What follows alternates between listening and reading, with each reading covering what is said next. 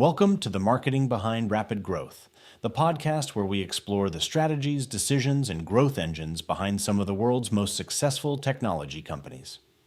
Today we're talking about Dropbox. Picture this: San Francisco, September 2008. A young founder named Drew Houston is on stage at TechCrunch 50, about to demo the product he's poured a year of his life into.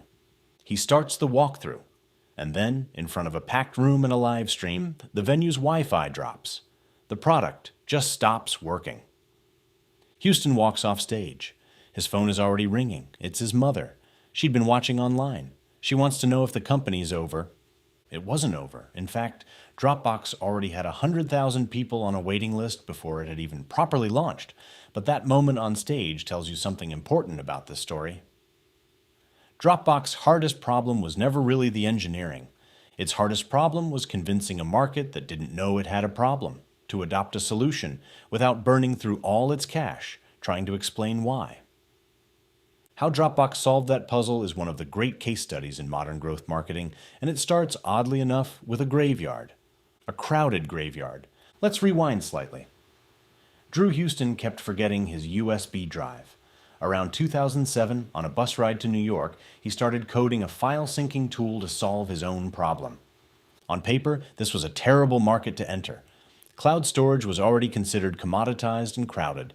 Mozy and Carbonite were funded and established, and looming over everyone was the obvious question: what happens when Google or Microsoft or Apple decides to build this feature themselves? Investors were skeptical, so Houston asked a different question of the people around him. Not, have you heard of these tools, but do you actually use them? The answer, again and again, was no. The existing tools were unreliable, clunky. They mangled files. Everyone competed in this category. Nobody loved what was in it. That gap was the opening. And here's the part that matters for marketers specifically. Before Houston built out the full product, he tested demand with a piece of marketing, not a piece of code. He recorded a short demo video. Simple screen capture showing how Dropbox would work with in-jokes aimed directly at the tech crowd hanging out on Dig and Hacker News. It took off. The beta waiting list jumped from about 5,000 people to 75,000 in a single day. The lesson Houston took from that became something close to startup scripture. The biggest risk isn't failing to build the thing, it's building something nobody wants. And you can test for that long before a single line of production code exists, when paid marketing backfired. After the public launch, Dropbox did what any conventional Web 2.0 company was supposed to do: hire a PR firm, buy Google AdWords, grow up professionally. The economics were brutal. By Houston's own later account, Dropbox was spending somewhere between $233 and $388 to acquire a single customer for a product that cost $99 a year. You cannot optimize your way out of math that upside down. And the deeper issue wasn't the ad creative. It was a category error. Nobody was sitting at their keyboard typing file synchronization into Google. The average person didn't wake up wanting to replace their USB drive because they didn't know that was even a want they were supposed to have. Search marketing is a phenomenal tool for harvesting demand that already exists. It is nearly useless for creating demand that doesn't exist yet. Dropbox didn't need a better search campaign. It needed a channel that could educate people about a problem and hand them the solution in the very same motion. Engineering the viral loop. The breakthrough didn't come from the ad dashboard, it came from the data. Sean Ellis, the marketer who would later coin the term growth hacking, dug into where Dropbox's users were actually coming from. He found that roughly a third of them arrived through word of mouth already. The product was inherently shareable. People wanted to tell their friends about it. The friction was just too high. So Dropbox borrowed a page from PayPal's old playbook: reward referrals, but changed the currency, not cash, which attracts bounty hunters and drains capital fast. Instead, they paid out in the one currency native to the product itself: storage. Refer a friend, and you both got 500 megabytes of free space. Permanently. This worked because of a handful of deliberate design choices, and it's worth sitting with each one because they generalize far beyond Dropbox. First, it was double-sided. Rewarding both people removed the social awkwardness baked into most referral asks. The referrer wasn't calling in a favor. They were handing over a gift. Second, it was built into the product itself. not bolted on afterward. The invitation prompt appeared inside onboarding, right after a new user watched their first file sync magically across devices, the exact moment their enthusiasm peaked, not buried 3 menus deep in account settings. Third, it was nearly free to run. Amazon Web Services storage costs were falling fast at the time, so handing out free space cost Dropbox very little. The loop could scale without bleeding the balance sheet. And fourth, it was genuinely satisfying to use.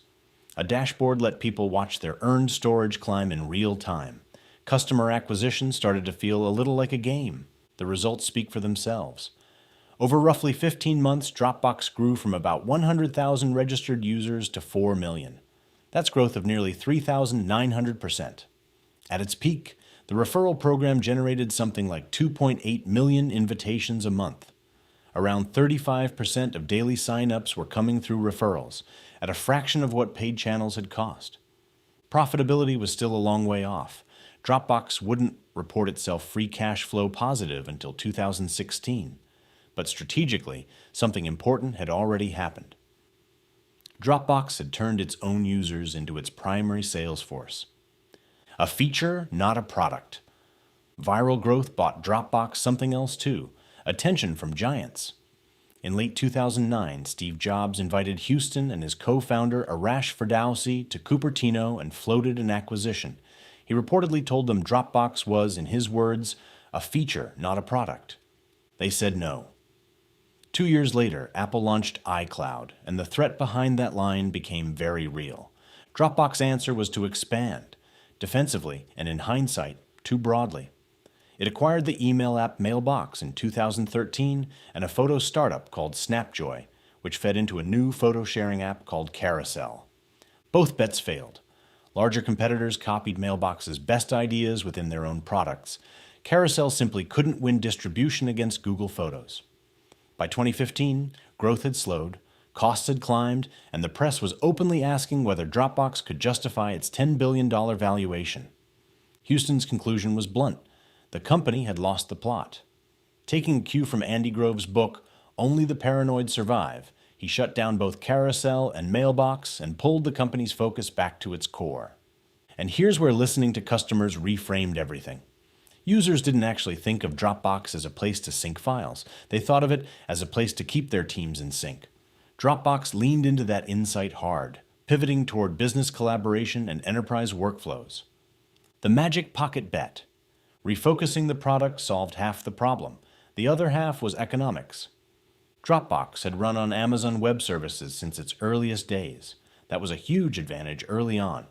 It let a tiny team scale fast without touching a server rack.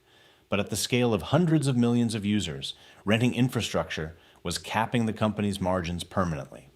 So Dropbox made a genuinely risky bet-the-company decision.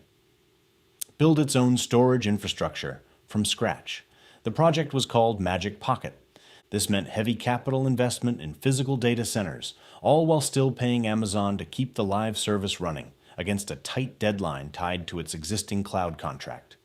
A small engineering team rewrote the entire core storage stack in the Go programming language and ran an extended dark launch to guarantee that not a single customer file was lost in the transition.